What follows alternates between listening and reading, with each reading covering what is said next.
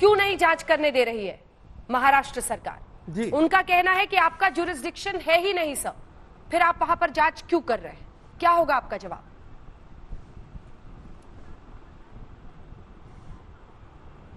देखिए बहुत सिंपल बात है, मैं बहुत सिंपल ढंग से बात करता हूं, बहुत सिंपल ढंग से अपनी बात रखता हूं। आप बताइए ये कब की घटना है? जून कब था? 14 जून कब था? आज कितने दिन हुए?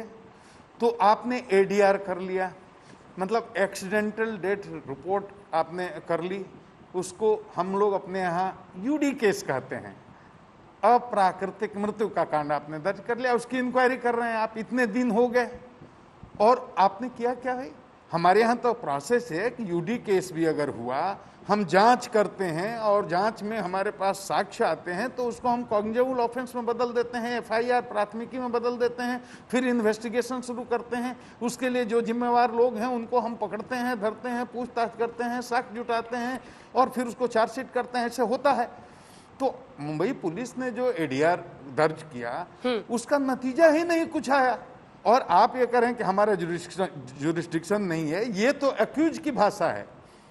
ये तो वो रिया चक्रवर्ती बोल रही हैं, सुप्रीम कोर्ट में यही बात वो कह रही हैं कि बिहार पुलिस ने केस क्यों दर्ज किया, बिहार पुलिस क्यों जांच करेगी, बिहार पुलिस को एफआईआर भेज दीजिए, बोलिए भेज दे, वो मुंबई पुलिस ही जांच करेगी, हमारे मामले का जांच बिहार पुलिस नहीं करेगी। तो जो वो सुप्रीम कोर्ट में फरियाद लेकर गई हैं, ये तो उसी भाषा में बोल रहे हैं, मतलब दोनों एक ही भाषा में बोल रहे हैं। एक्यूज जिसको सुशांत के पिताजी ने बनाया है, अभियुक्त बनाया है, जिसको अपने पुत्र की तथाकथित हत्या, आत्महत्या के लिए जिम्मेवार माना है, वो जो दलील सुप्रीम कोर्ट में दे रही हैं, तो ये वही दलील मान करके चल रहे हैं। हम ये कह रहे हैं, सिंपल बात ढंग से हम ये से समझा रहे हैं अंजना जी कि आपके माध्यम से लोगों तक ये बात पहुंच जाए। हाँ। ये केवल आत्महत्या है कि हत्या है, इस पर तो जांच अब इन्वेस्टिगेशन हो ही रहा है। हाँ। लेकिन अगर मान लीजिए कि अगर इसको आत्महत्या भी मान लीजिए आप, हाँ, तो ये केवल आत्महत्या का मामला नहीं है, ये क्रिमिनल ब्रीच ऑफ ट्रस्ट का भी मामला है, ये criminal miss appropriation of property का भी मामला है, ये एम्बेजलमेंट ऑफ अकाउंट का भी मामला है। हाँ। तो उसमें उसका लीगल हेयर कौन हुआ? सुशांत जो हैं उनकी पत्नी नहीं है, उन्होंने शादी नहीं की थी, उनकी मां नहीं है, तो उनकी फैमिली क्या हुई? उसका नेचुरल लीगल हेयर कौन हुआ? उनके पिता। वो वृद्ध हैं, लाचार हैं, बीमार हैं, हाँ, मिडिल क्लास से आते हैं, पटना में रहते हैं, तो वो नुकसान किसका हुआ? उनका।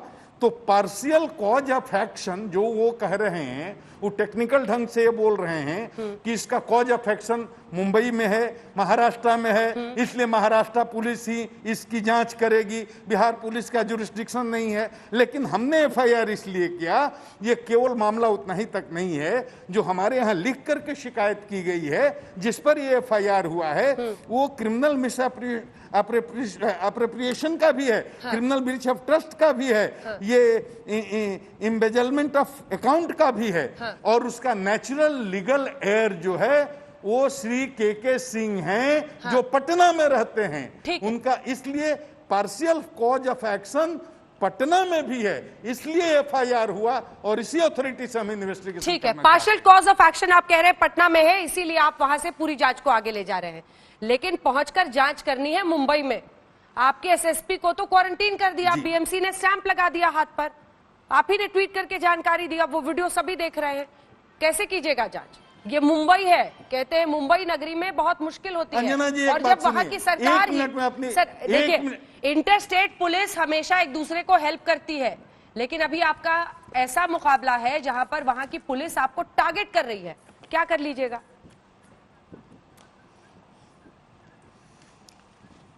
बस अंजना जी एक बात सुनिए, एक एग्जाम्पल पूरे देश के लोग सुन रहे हैं, आपका चैनल कोई मामूली चैनल नहीं है। हाँ। आपके चैनल को पूरे देश और देश के बाहर भी लोग देखते हैं, पूरे देश के लोग सुन रहे हैं, और मैं चुनौती के साथ कहता हूं, किसी देश के किसी राज्य की पुलिस एक आरोप लगा दे बिहार पर कि बिहार में हमारा कोई काम था, बिहार में अनुसंधान था, बिहार हम गए थे, बिहार पुलिस ने सहयोग नहीं किया, हमको गाड़ी नहीं दिया, हमको एकोमोडेशन नहीं दिया, या हमारे साथ कोई बदसलूकी की गई, बदतमीजी की गई, असहयोग किया गया, खुली चुनौती है, एक भी एग्जाम्पल नहीं होगा। मैं भी 34 साल से इस नौकरी में हूं। हम ये कह रहे हैं, देखिए 25 को यहाँ एफआईआर होता है, 27 को यहाँ से 4 लोगों की टीम जाती है, 27 को टीम जाती है, 28 को डीसीपी बांद्रा से मिलने जाती है। वो कहते हैं नहीं नहीं हम तो कुछ नहीं दे सकते, आप डीसीपी क्राइम से मिलिए। 29 तारीख को कहते हैं कि जाकर के मिलिए। 29 तारीख को हमारी टीम के चारों लोग, डीसीपी डिटेक्शन ओवर डिटेक्टिव 1 बोलते हैं, उनके यहाँ जाती है। 10 बजे टीम जाती है, 2:30 तक कोई नहीं टर्न अप होता है, कोई आते ही नहीं है डीसीपी साहब। और आपको जानकर आश्चर्य होगा, बहुत बातें मैं छिपा छिपा करके मर्यादा में बोलता हूं, लेकिन आज मैं खुल करके बोल रहा हूं क्योंकि मेरा दिल बहुत दुखी है। आप जान करके आश्चर्य करेंगी कि डीसीपी साहब के ऑफिस से सारे स्टाफ भी गायब हो जाते हैं, डिसअपियर्ड हो जाते हैं, एक आदमी नहीं रहता है। और हमारे लोग 5.5 घंटा इंतजार करके, माथा पीट करके और लौट आते हैं। ये आप बांद्रा के डीसीपी त्रिमुखे साहब के बारे में बता रहे हैं। ये सर एक सेकंड टोक रही हूं। ये बांद्रा के डीसीपी त्रिमुखे जो जांच कर रहे हैं, किनके बारे में बता रहे हैं आप? डीसीपी का नाम बताइए ना सर। नहीं, मैं उनके बोले उनसे 28 तारीख को मुलाकात होती है, जिनका आप नाम ले रही हैं, बांद्रा के डीसीपी साहब से। वो सीधे कहते हैं हम कोई अभिलेख नहीं दे सकते, हम कोई सहयोग नहीं कर सकते, आप डीसीपी डिटेक्टिव 1 से मिलिए कल जा करके। उनकी सलाह पर, उनके बताए अनुसार, दिए गए टाइम के अनुसार डीसीपी डिटेक्टिव 1 के यहाँ ये लोग 29 को जाते हैं तो साहब गायब हैं। डीसीपी वो कोई हैं जनाब, तो वो गायब हैं। अब वो गायब हैं तो दिन भर गायब हैं, बैठ करके माथा पीट करके लोग चले आते हैं, despite of several repeated efforts. मतलब रात दिन दौड़ते दौड़ते 5 दिन में कहीं नहीं मिल पाए। यहाँ से फिर एसएसपी बात करते हैं डीसीपी डिटेक्टिव से, तो एक दिन मिलने का वो टाइम देते हैं और यही बताते हैं हम इसमें कोई सहयोग नहीं कर सकते, हम इसमें आपको कोई डॉक्यूमेंट नहीं दे सकते, हम आप इसमें मतलब कोई आश्वासन नहीं देते। और तो नहीं, किस तरह से हमारे अधिकारियों को ठेल करके गाड़ी में बैठाया गया, मैंने आज तक मुंह नहीं खोला। बल्कि हम के मीडिया के लोगों ने पूछा कि बिहार पुलिस की बेइज्जती की गई, मैंने कहा नहीं नहीं इस तरह कोई घटना नहीं हुई। मेरे लिए बिहार पुलिस मुंबई पुलिस अलग अलग नहीं है, मैंने उनका सम्मान किया, उनकी मर्यादा का ख्याल रखा, मैंने चाहा उनका नाम बदनाम नहीं हो, इसलिए मैंने नहीं कहा कि मुंबई पुलिस ने मेरी टीम के लोगों के साथ दुर्व्यवहार किया। लेकिन आप यही ना चाहते थे कि हमारे लोग मीडिया से बात न करें, तो उस तरह से ठेल करके और उस तरह से प्रिजनर्स भान में बैठा करके ले जाइएगा उनको। लेकिन ले गए लोग, मैंने मुंह नहीं खोला, कुछ भी नहीं बोला, बल्कि मैंने खंडन किया कि कोई बेइज्जती नहीं हुई है।